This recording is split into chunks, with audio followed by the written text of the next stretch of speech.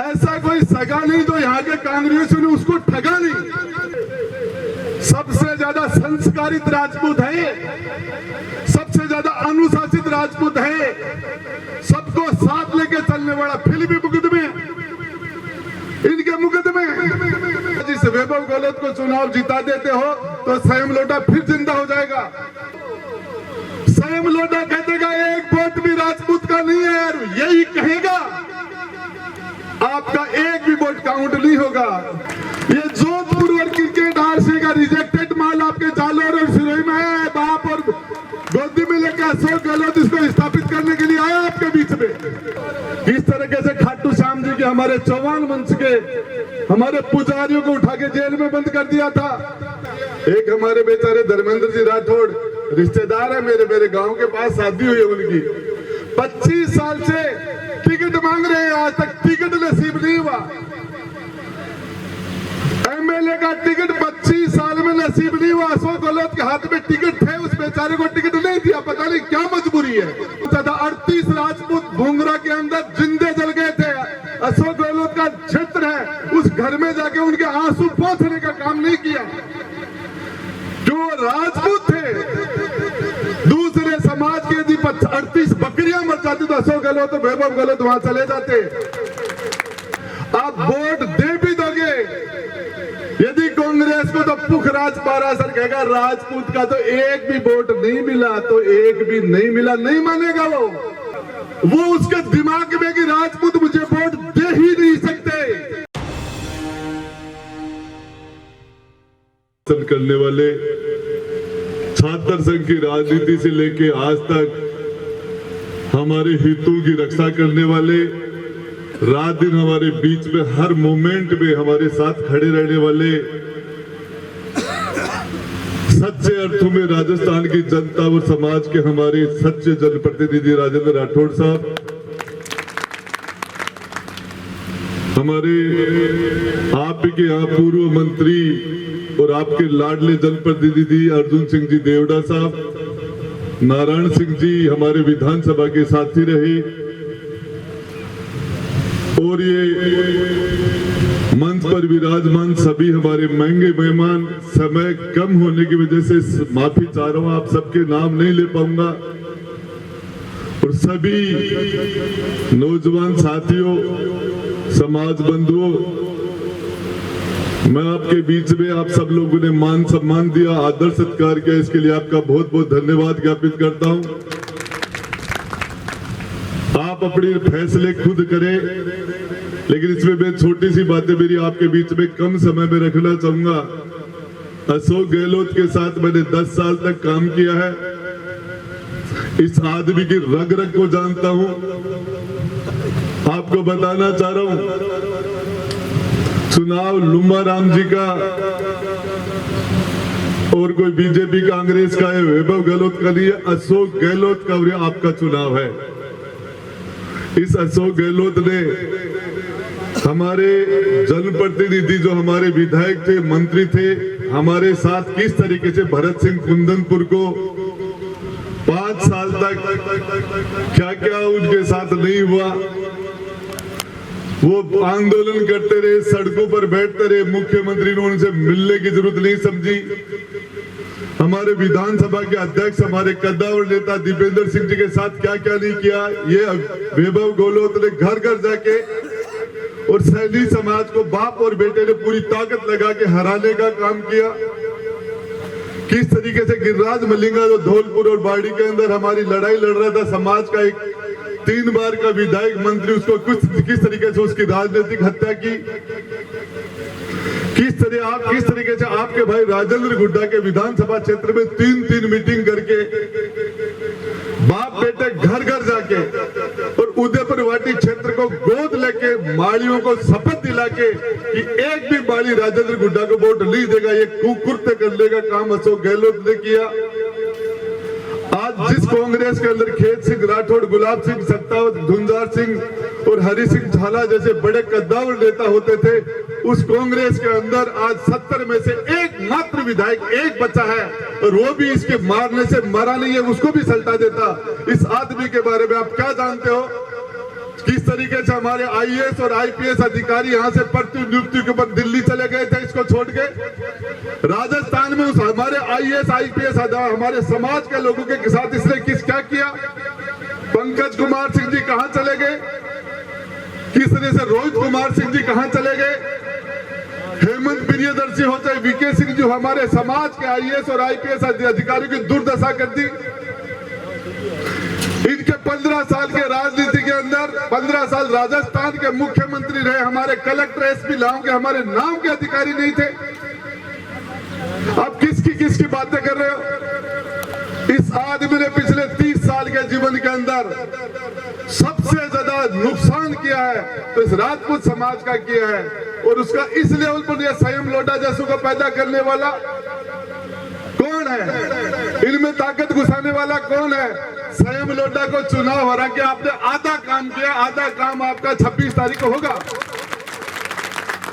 यदि आपने संयम लोटा आज इस वैभव गहलोत को चुनाव जिता देते हो तो संयम लोटा फिर जिंदा हो जाएगा। मैं बताना चाह रहा हूं आपको, ये सो गहलोत किस तरह हकीकत बता रहा हूं। राजेंद्र गुड्डा से नफरत नहीं है, ये मेरे डीएनए से राजपूत खून से नफरत करता है। अंदर की बात बता रहा हूं आपको, किस रूपाला की बात करते हो, कहां की बातें करते हो? वो गुजरात का मामला उन्होंने गलत बोला, हम उसका खंडन करते हैं, उसका खंडन करते हैं, उसका विरोध करते हैं, और कभी टाइम आएगा तो हम उसका जवाब देंगे। लेकिन आज लड़ाई अशोक गहलोत को सल्टाने की है। इन्होंने 15 साल तक मुख्यमंत्री रह के हजारों लोगों को, हमारे लोगों को नुकसान करने का काम किया, लाखों लोगों को नुकसान करने का काम किया, और फायदा किसको किया? एक हमारे बेचारे धर्मेंद्र जी राठौड़ रिश्तेदार है मेरे गांव के पास शादी हुई है उनकी, 25 साल से टिकट मांग रहे हैं, आज तक टिकट नसीब नहीं हुआ।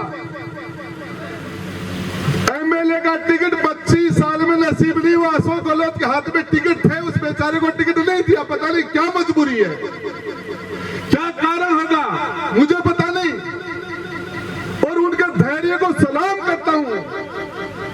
25 साल तक, अब इसके बाद में अशोक जी के हाथ में तो टिकट रहेगा भी नहीं उनकी। मैं तुम्हें चाहता हूं ऐसे जैसे मरने वाला कोई जिंदगी चाहता हो, जैसे ऐसे टिकट चाहते हो, लेकिन नसीब नहीं हुई। मैं आपको बताना चाह रहा हूं किस तरीके से खाटू श्याम जी के हमारे चौहान वंश के हमारे पुजारियों को उठा के जेल में बंद कर दिया था। आपका भाई राजेंद्र गुड्डा वहां पूछता था, 38 राजपूत भूंगरा के अंदर जिंदे जल गए थे। अशोक गहलोत का क्षेत्र है, उस घर में जाके उनके आंसू पोंछने का काम नहीं किया। जो राजपूत थे, दूसरे समाज के यदि 38 बकरियां मर जाती तो अशोक गहलोत तो वैभव गहलोत वहां चले जाते। मैं बताना चाह रहा हूं किस तरीके से मेरा आपसे हाथ जोड़ के निवेदन है, आप वोट दे भी दोगे यदि कांग्रेस को तो पुखराज पारासर कहेगा राजपूत का तो एक भी वोट नहीं मिला, तो एक भी नहीं मिला, नहीं मानेगा वो। संयम लोटा कह देगा एक वोट भी राजपूत का नहीं है, और यही कहेगा आपका एक भी वोट काउंट नहीं होगा। वो उसके दिमाग में कि राजपूत मुझे वोट दे ही नहीं सकते। और आपको बताऊं, ये काम करते विकास इन्होंने वैभव गहलोत ने आरसीए क्रिकेट का तो विकास कर ही दिया। जोधपुर के अंदर जोधपुर की जनता ने इसका विकास कर दिया। 4.5 लाख वोटों से चेपा इनको, 4.5 रिजेक्ट करके फेंकाया। ये जोधपुर और क्रिकेट आरसीए का रिजेक्टेड माल आपके जालोर और सिरोही में है। बाप और गोदी में लेकर अशोक गहलोत इसको स्थापित करने के लिए आया आपके बीच में। और राजेंद्र राठौड़ से बड़ा नेता राजस्थान में नहीं है, हमारे समाज में होगे कोई मंत्री मैं नहीं जानता।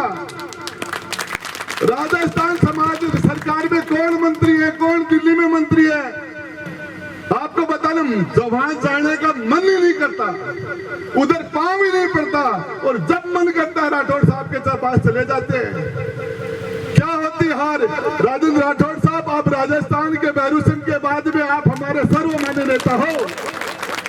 मुझे पता नहीं कौन है, कौन मंत्री है, कौन कैबिनेट में, कौन राज्य मंत्री है, कौन दिल्ली में मंत्री है, लेकिन राजस्थान के भैरू सिंह जी के बाद में राजपूत के गरीब राजपूत को जूती खोलने के लिए आप जगह देते हो। और इसीलिए आज आपको वादा 4-5 दिन से घूम रहा हूं और यहाँ का खुददार राजपूत हकीकत में यहाँ के राजनेताओं ने हमारे गलत फैसलों की वजह से सबसे ज्यादा संस्कारित राजपूत है, सबसे ज्यादा अनुशासित राजपूत है, सबको साथ लेके चलने वाला फिल्मी मुकदमे, इनके मुकदमे मैं आपको बताना चाह रहा हूं।